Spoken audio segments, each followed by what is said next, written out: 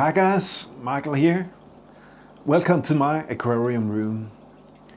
Today it's storytelling time. I'm gonna tell you the story about the beautiful golden strain of the very well-known killifish, the Aphyosemion australe. Hang on.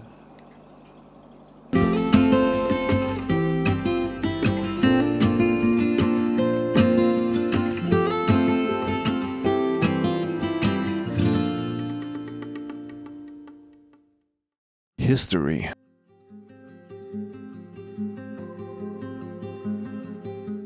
Aphyosemion australe. The fish, now known as Aphyosemion australe, was described by Racco in 1921.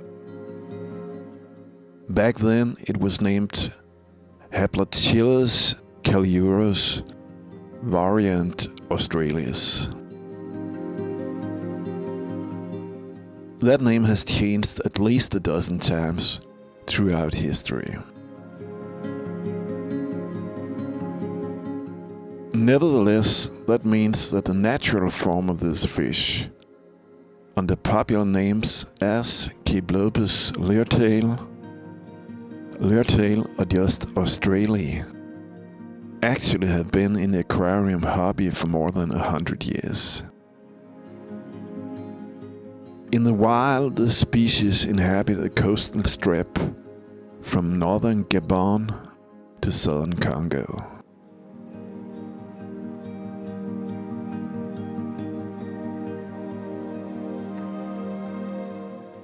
Jersen's golden strain.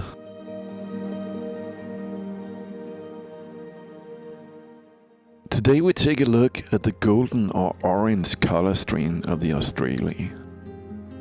Back in 1953, Mike described this orange fish as Aphyosemion australe jerseni. This proposed subspecies could not be valid though, as it was just a color variation of the regular australe.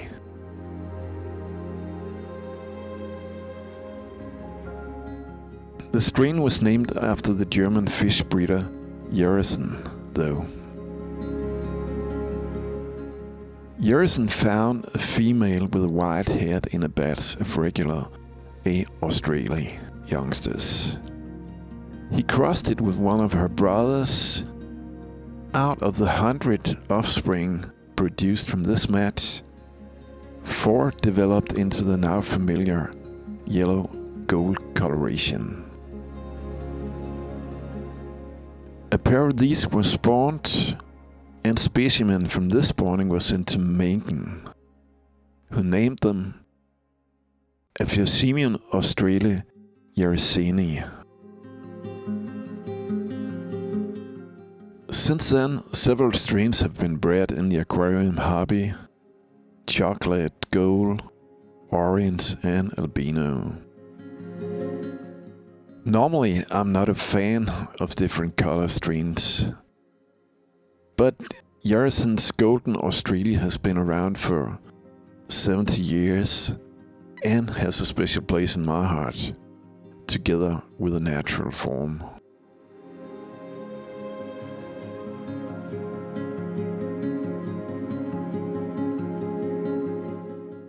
Keeping and feeding.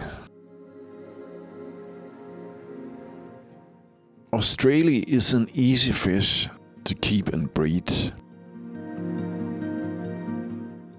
I keep mine in soft, slightly acid rainwater.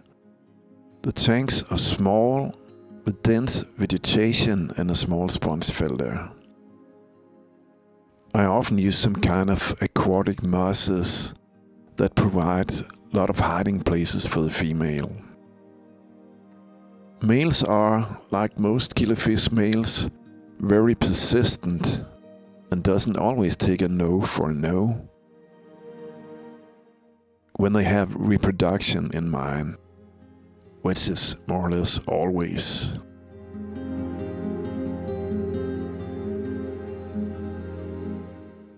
That is why a ratio of 1 male per 2 female makes sense.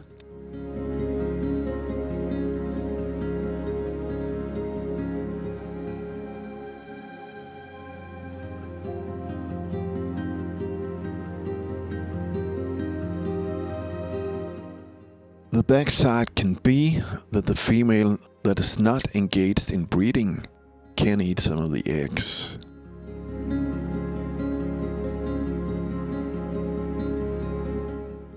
Year-round, I provide live food for my killifish, Daphnia, mosquito larvae, copepods, glassworm, and brine shrimp.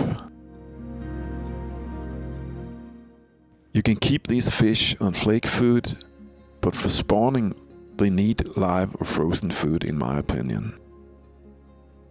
I keep all my tanks at room temperature, 20 to 24 degrees Celsius, that is 68 to 75 degrees Fahrenheit. Most of my tanks are species tanks, but you can keep the lure tail with most other peaceful fish of similar size. Tetras, Rasboras, and such.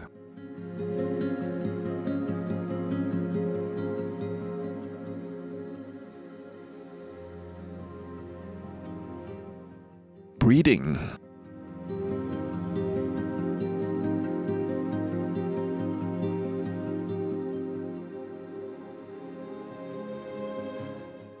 For breeding, I use small tanks with yarn mops as a breeding substrate. To see how you make these, check out our video on that. I will put a link in the description.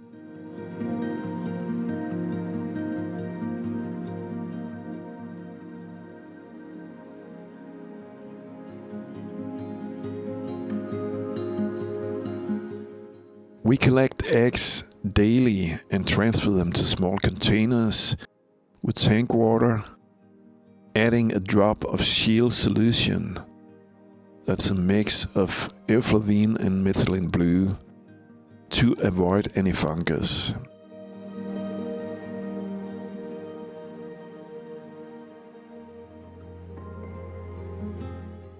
The eggs hatch in 10 to 20 days, depending on temperature.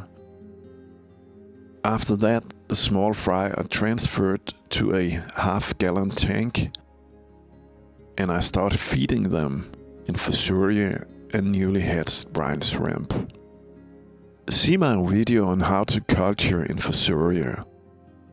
There's a link in the description.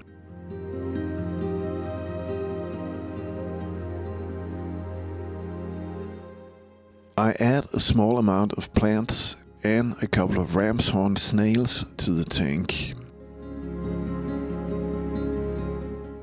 After a few weeks, the fry will be able to eat small Daphne and copepods, and that will boost their growth. So will regular water changes, at least 1/3 a couple of times a week. I move the fish to a larger tank after a month. If you use the water incubation method, you might have to do a bit of size grading to avoid cannibalism. After 6 weeks, you're able to see some of the fish color up as males.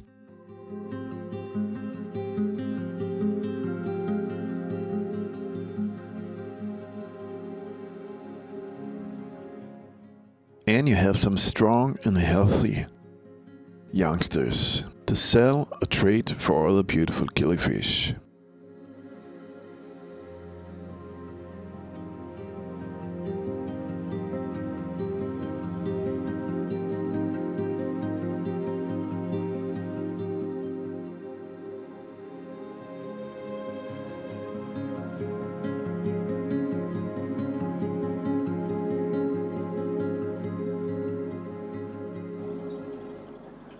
Okay guys, that's all for today.